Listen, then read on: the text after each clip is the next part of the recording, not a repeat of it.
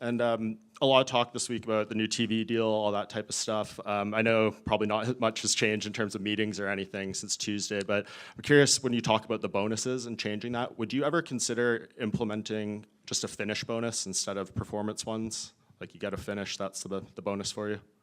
I mean, finishes are part of it.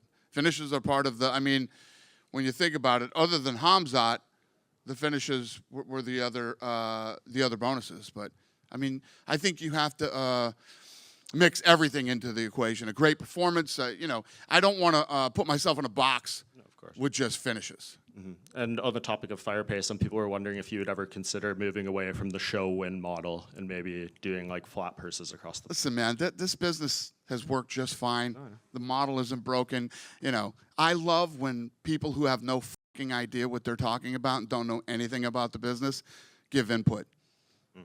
It's fun. Speaking of the new network deal, how much, like, I know you probably want to build as big of a card as possible for that first Paramount card.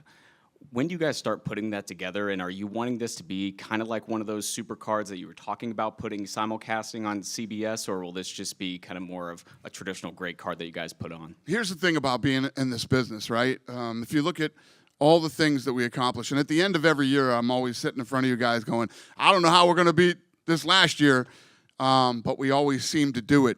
You know, you never stop proving yourself. You always have to get out and keep grinding.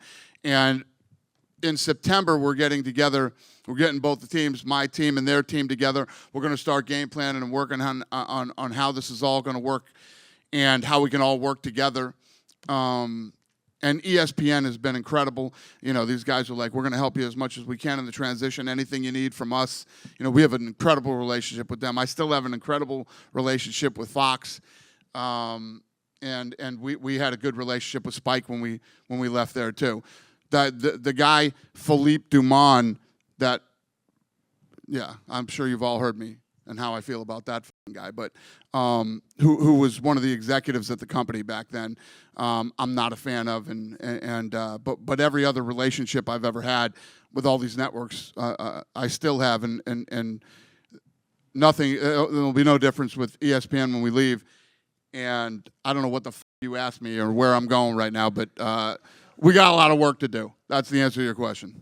And then, speaking of the deal, and I know obviously you still have a great relationship with ESPN, the Contender Series is still on ESPN. Do you guys have kind of an ETA of what you're looking at in terms of the rights deal for Tough and the Contender Series? Because I believe you said that was not part of the original deal with that Paramount. Yeah, so what's your question about it?